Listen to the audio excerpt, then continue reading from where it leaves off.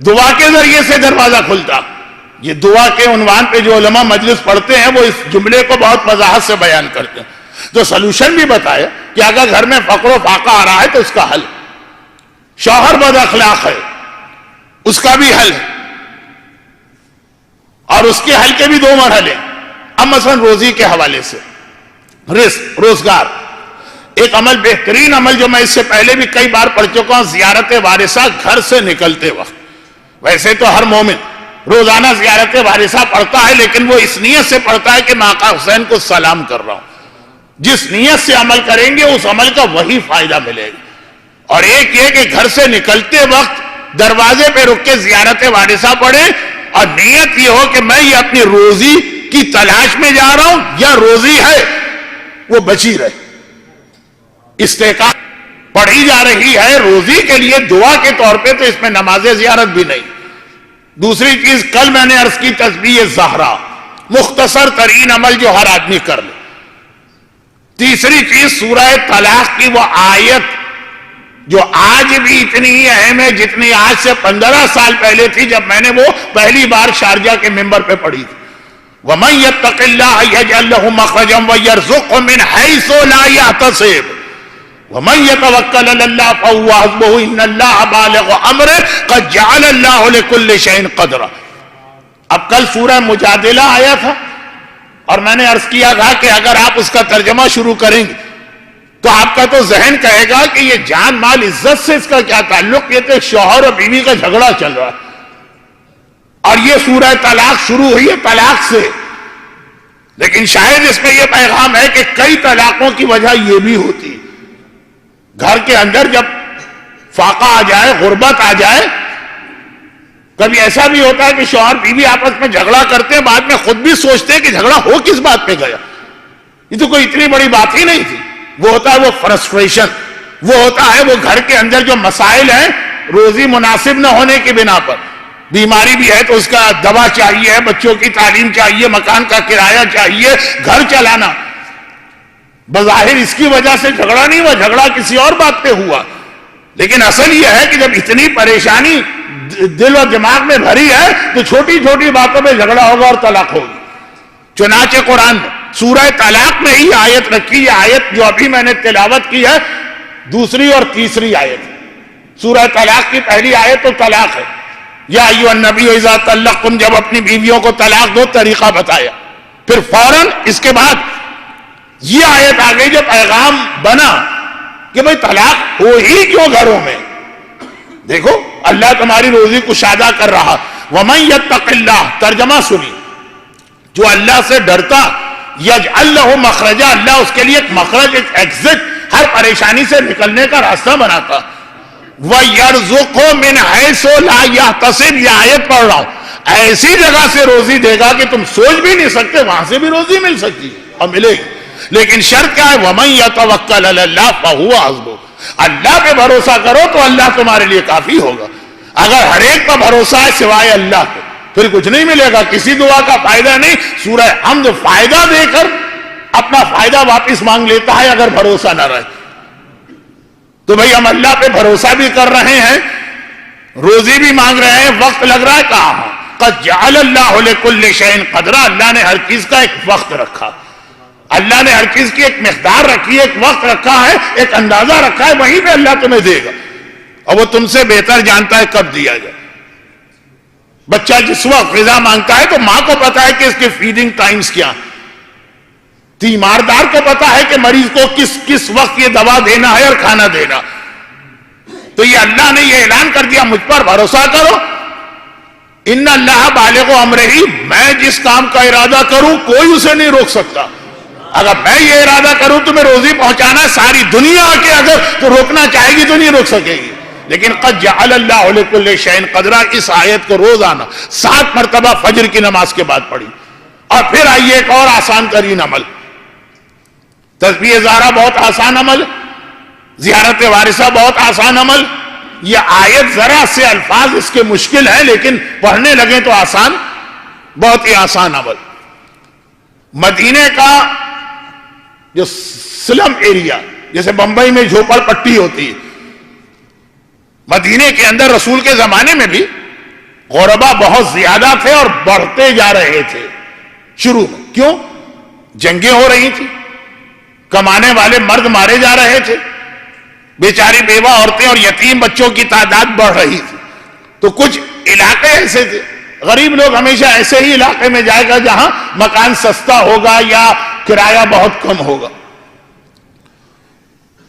وہاں پہ پورا محلہ یہ دیکھ کے حیران ہو گیا کہ جو ہمارے یہاں سب سے غریب آدمی تھا, غریبوں کی بستی میں یہ کہا جائے کہ یہ سب سے غریب, آج وہ اتنا صاحب حیثیت ہو گیا ہے, وہ محلے سے ہٹا نہیں, اس نے جگہ نہیں بدلی. ہمیں تو جہاں جیب میں 2-4 ٹکے آ جائیں, کچھ سونا اور چاندی آ جائے, سب سے پہلا کام یہی کرتے ہیں کہ اپنے غربت کے ساتھیوں کو بھلا دیتے ہیں. بدل دینا ہے محلہ, نیا مکان لینا, اور اگر ذرا زیادہ ہی یہ لاٹ صاحب ہے تو بیوی بھی نہیں لینا, جو غربت کے اندر ہمارے ساتھ صبر کر کے زندگی گزاری. لیکن یہ بہت سارے موضوعات میں چھیڑ رہا ہوں, فائدہ کیا, اصل بات تو پوری کروں. اس نے وہ محلہ نہیں چھوڑا, لیکن اس کی حالت لوگوں نے دیکھی. یا ایسے ہی لوگوں کے لیے رسول نے حدیث ارشاد فرمائی تھی جب اس کی غربت تھی کہ اگر تم پڑوسیوں کا حق پورا ادا نہ کر پاؤ اپنے حالات کی وجہ سے, تو کم از کم اس کا خیال کرنا کہ پھل کھانے کے بعد چھلکے باہر نہ پھینکنا. اس کے بچوں کی نگاہ پڑے گی تو ان کا دل جو ٹوٹے گا. اب تمہارے حالات ایسے ہیں کہ بڑی مشکل سے اپنے بچوں کے لیے پھل لے کے آئے ہو, پورے محلے میں نہیں دے سکتے, ٹھیک ہے, جو تمہارا حق ہے اور تمہارے بچوں کا ادا کرو, لیکن اس کی وجہ سے دوسرے بچوں کو. ہمارے یہاں تو ہر چیز چلتی ہی کمپٹیشن پر. شادی بیاہ میں جو اتنے مہنگے جوڑے شوہر کو گنجا کر دیتی ہیں ہماری عورتیں, وہ صرف کمپٹیشن کی وجہ سے, جسم چھپانے کی نیت سے نہیں, وہ تو ایک معمولی سا لباس بھی چل جاتا. حتیٰ عبادتوں میں بھی ہمارے یہاں کمپٹیشن ہوتا ہے. لیکن پھر وہی بات کہ کتنے سارے موضوعات اور آج شروع کر دوں جبکہ آخری مجلس کا آخری حصہ آ گیا. تو اللہ کے رسول نے یہ ارشاد فرمایا کہ ہاں تمہاری مجبوری, تمہیں اللہ نے اتنا دیا ہے کہ اپنے بچوں کو لا کے موسم کا پھل دے سکتے ہو, دوسروں کی مدد نہیں کر سکتے, ٹھیک ہے, چھپا کے لے جاؤ اور اس کا خیال کرو کہ کھانے کے بعد بھی محلے والوں کو پتہ نہ چلے. یہ اس کیٹیگری میں تھا اتنا غریب کہ پھلوں کے چھلکے بھی نہ ملے. اور آج یہ ہے کہ اس کے گھر سے لوگوں کی مدد ہو رہی. لوگ گئے اس کے پاس کہ کیا تمہارے پاس ایسا کون سا جادو ہے, کون سا ایسا کیمیا. پہلے زمانے میں علم کیمیا کہتے تھے مٹی کو سونا بنانے کا عمل. یہ کیا تمہاری حالت بدلی؟ کا کچھ نہیں, صرف ایک عمل. ایک دن جب میں بہت گھبرا گیا, غربت غربت غربت, فاقے فاقے فاقے, قرضے بڑھتے چلے جائیں, روٹی کا انتظام تو کرنا ہے نا, مکان کا کرایہ تو دینا ہے نا. گھر کے اس زمانے میں اسکول کی فیس نہیں ہوتی تھی, لیکن آج یہ بھی ایک ضروری حصہ ہے نا. تو غربت اور فاقے بڑھ رہے, میں رسول کے پاس گئے اور ایک بات کہہ دی کہ یا رسول اللہ, جو مفاتیح الجنا کے سپلیمنٹ نمبر 2 یا 3 کی ایک حدیث ہے, وہ میں بہت پڑھ چکا ہوں امام بارگاہ علی رضا میں, تو اس کو بھی اشارہ کر کے پڑھوں گا. لیکن وہ حالت, رسول کے پاس گئے, یا رسول اللہ اتنی اس وقت پریشانی اور تنگ دستی اور قرضیں, مجبور ہو کے آپ کے پاس آیا ہوں, لیکن کوئی بہت ہی آسان سا عمل بتائیے گا. عربی اس کی اتنی اچھی ہے نہیں, پڑھا لکھا آدمی ہے نہیں کہ دعائے جوشن کبیر یا دعائے مشلول یا کوئی ایسی لمبی چوڑی دعا بتائی جائے جو بڑی قرت کے ساتھ پڑھے, اتنی پسند آئے کہ فوراً یوٹیوب کے اوپر وہ اپلوڈ کر دی جائے. کچھ نہیں جانتا پڑھنا, یہ ٹوٹی پھوٹی عربی. تو یا رسول اللہ کوئی لمبی چوڑی چیز نہیں, اور بہت ہی آسان سی, کیونکہ جب آدمی پریشان ہوتا ہے تو اس وقت لمبی دعائیں بھی نہیں پڑھی جاتی ہیں. حج میں تو بہت موقع ملتا ہے, آقا حسین کی دعا شروع کرتا ہوں, لوگ بڑی عقیدت سے بیٹھتے ہیں, 15 منٹ کے بعد صفحے الٹ کے دیکھتے ہیں کہ اب بچے کتنے پیجز ہیں. تو اب یہ کہ پیٹ خالی, بچوں کی حالت آنکھوں کے سامنے, بیوی بیمار بیچاری, تو آسان دعا بھی اگر پیغمبر کہیں کہ بہت آسان دعا بتا رہا ہوں, یا رزاق کو 1000 بار پڑھو, 3 دفعہ کے بعد دماغی کہیں اور نکل جائے گا, چاہے بہت آسان عمل. تو آسان اور مختصر, یہ مفاتیح کے آخر کی روایت. مولا نے ایک آدمی کو بڑی لمبی دعا پڑھتے دیکھا، روک دیا، کہا جو اللہ لمبی دعا سنتا ہے وہی اللہ چھوٹی دعا بھی سنتا۔ اس لمبی دعا کا کوئی فائدہ نہیں جس میں ذہن اور دماغ ادھر ادھر بھٹکے، اس سے وہ چھوٹی دعا کافی ہے ایک جملے کی جس میں آدمی کی ساری توجہ۔ دعا الفاظ کے ذریعے سے کم قبول ہوتی ہے، توجہ سے زیادہ قبول ہوتی ہے۔ تو اب وہی اصول چل رہا ہے، دیکھیں بہت ساری باتیں، اور میں یہ کئی دفعہ پہلے پڑھ بھی چکا ہوں، اور اگر آج بھی آپ میں سے بہت زیادہ ریگولر آنے والوں کو کمپلین ہو، یہ بہت ساری چیزیں تو مولانا وہ ہم نے بہت سن لی، تو جا کے انتظامیہ کو بتا دیجیے گا، اسی لیے میں 3 سال یہاں آیا ہی نہیں۔ جب یہ کمپلین بہت بڑھ گئی تھی میں نے انتظامیہ سے کہا مومنین کا خیال کیجئے۔ تو خیر خلاصہ یہ کہ یا رسول اللہ مختصر عمل اور آسان،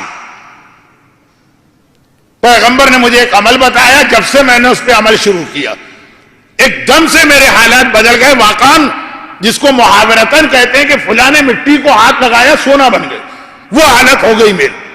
جس کام میں ہاتھ ڈالتا ہوں، مثلا کاروبار کیا تو ترقی، جاب کے لیے گیا فوراً قبول کر لیا گیا مجھے۔ کہ بھئی کیا عمل ہے وہ؟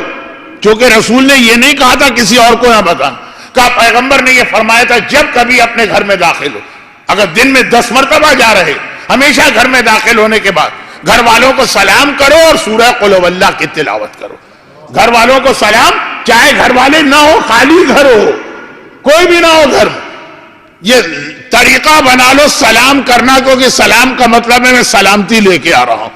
جب بھی گھر میں آؤ، حتیٰ یہ کہ آپ گھر سے نکلے ہی نہیں ہیں، کوئی بیل بجی آپ باہر نکلے، دروازے کے باہر چلے گئے، دیکھا کوئی نہیں، واپس آ گئے، یہ بھی گھر میں آنا شامل ہوگا۔ اب دیکھیں یہ روزی کے 5 میں نے الگ الگ مسئلے دعائیں بتائیں، چھوٹی بھی ہیں، بڑی بھی ہیں، آسان بھی ہیں، تھوڑی مشکل بھی ہیں۔ ہر آدمی کو کسی ایک دعا سے زیادہ انس ہو جائے گا یا مانوس ہوگا، وہ وہی دعا کرے، اور اس کی طرف تو میں جا ہی نہیں رہا ہوں لیکن جا بھی رہا ہوں۔ یہ فاطمیہ الحمدللہ مجھے کئی سالوں سے کربلا محلہ میں کوئی نہ کوئی فاطمیہ مل جاتا ہے، کبھی پہلا کبھی دوسرا، جناب عباس کے روضے کے سامنے۔ اس موقع پہ خاص یہ دعا لکھ کے لگائی جاتی ہے، جو میں ویسے کئی دفعہ پڑھ چکا کہ اگر کوئی آدمی پیاسا تو 133 مرتبہ حضرت عباس کو یہ کہہ کے پکارے، یا کاشف الکرب عن وجہ الحسین اکشف کربی بحق اخیک الحسین۔ بہت ہی آسان، کیونکہ کچھ کتابوں میں پھر اس کو بھی ذرا لمبا عمل کیا گیا، 2 رکعت نماز پڑھو، پھر ایک تسبیح پڑھو، پھر اتنے بار درود پڑھو، پھر یہ دعا پڑھو، نہیں، بہت ہی مختصر، یا کاشف الکرب عن وجہ الحسین اکشف کربی بحق اخیک الحسین۔ اس پہ کچھ ہمارے مومنین کو اعتراض ہے کہ یہ اپنے ترجمے کے اعتبار سے توحید کے خلاف نظر آ رہی ہے۔ کربلا میں ہر فاطمیہ میں نے جناب عباس کے روضے کے بالکل سامنے یہ دعا لکھی ہوئی دیکھی۔ آئے اپنے بھائی حسین کے چہرے سے پریشانی دور کرنے والے، آپ کو آپ کے بھائی کا واسطہ میری پریشانی دور کی۔ جو پیاسا، پیاس کیا خالی پانی کی ہوتی ہے؟ آج دوپہر کے مجلس میں آیا کہ زینب بھی پیاسی تھی لیکن ماتم کی پیاسی۔ پیاس علم کی ہوتی ہے، پیاس صحت کی ہوتی ہے، پیاس اولاد کی ہوتی ہے، پیاس بیٹیوں کی شادی کی ہوتی ہے، پیاس روزی کی، رزق کی ہوتی ہے۔ اب یہ 4-5 عمل میں نے بتا دیے، کچھ میں نے کہا کہ ذرا سے وقت لینے والے عمل 133 بار، وہ ہفتے میں 1 بار کریں، کچھ دن میں 10 بار آپ کر سکتے ہیں۔ جب گھر میں داخل ہو السلام علیکم اور سورہ قل هو اللہ۔ لیکن یہ تو ہوا مسئلے کا ایک حصہ، گھر میں غربت آتی، مجھے شہزادی نے 3 باتیں بتائی نا، وہ تینوں کا تعلق اس سے بنے گا، بد اخلاقی شوہر کی۔ تو یقیناً کچھ تو ہوتے ہی ایسے بد اخلاق ہیں، لیکن کبھی حالات آدمی کو بدتمیز و بد اخلاق بنا دیتے ہیں، لیکن اس کو پتا کہ میں اتنی پریشانیوں میں ہوں، میرا اپنا دماغ پہ کنٹرول تو ہے نہیں، باہر کسی سے بات کروں گا 1 کہوں گا 10 سنوں گا، گھر کے اندر بیچاری ایک ایسی بیٹھی بھی ہے کہ جتنا سنا دو وہ برداشت کرے گی، بہت اس کو غصہ آئے گا، وہ اپنے بچوں کو تھنا دھن پٹائی کر کے رکھ دے گی، لیکن میرے لیے کوئی مسئلہ نہیں ہے۔ اس لیے بہت سے لوگ آ کے بد اخلاقی کرتے ہیں، غربت، پھر خاص غربت، اور پھر مہر۔ مگر اسلام نے کہا کہ روزی کے لیے کبھی ایک حماقت نہ کرنا، لفظ حماقت میں نے استعمال کیا. ایک حماقت نہ کرنا جو ہمارے یہاں اکثر نوجوانوں کی زبان پہ ایک جملہ آتا. بھئی آپ کی اتنی عمر ہو رہی ہے, 24 سال 25 سال, لڑکوں کی بات کر رہا ہوں, لڑکیاں تو 19 سال کی بھی ہو جائے, بنتن ولو کانا مریمہ, مریم جیسی بھی بیٹی کیوں نہ ہو, والدین کی آنکھوں کی نیند اڑ جاتی ہے. لیکن آج کل لڑکیوں کو بھی جنون ہے اپنا کیریئر بنانے کا, ایک سے ایک اعلیٰ درجے کی تعلیم لینا, ڈگریاں لینا. نتیجہ یہ ہے کہ جب ڈگری مکمل ہوتی ہے تو پھر عمر شادی کے قابل نہیں رہی. اب گھبرا کے کہتے مولانا کوئی دعا بتائیے, تو ابھی تک تو پڑھائی میں لگی رہی تھی. آپ پھر یا تو رشتے نہیں ملیں گے یا بہرحال جو ناقص ناکارہ وہی رشتے آئیں گے. بہت بڑا مسئلہ آج کل انڈیا پاکستان میں یہ ہو گیا کہ غربت کی وجہ سے بچے, لڑکے بہت انٹر کیا, کوئی چھوٹا موٹا کورس کیا, گھر چلانا ہے, والدین کی خدمت کرنا ہے, نوکری پہ لگ گئے. لڑکیاں خالی بیٹھی ہے, وہ ہو گئی ماسٹر. شوہر ہے انٹر پاس, شوہر اور بیوی ہے ایم اے, شوہر ہے میٹرک پاس, بیوی ایم ایس سی. جھگڑے تو ہوں گے. یہ ہے خود کردہ لا علاج نیس, اپنی غلطی. وما اصابکم من مصیبت فبما کسبت ایدیکم, جو مصیبت تمہارے گھر آتی ہے وہ اکثر تمہارے اپنے کرتوتوں کا نتیجہ. لیکن یہ ایک الگ موضوع بن گیا. گھر کے یہ شہزادی کی سیرت کا حصہ, شادی کس طرح کی جائے, رسول نے انتخاب کس طرح کیا شوہر کا اور بیوی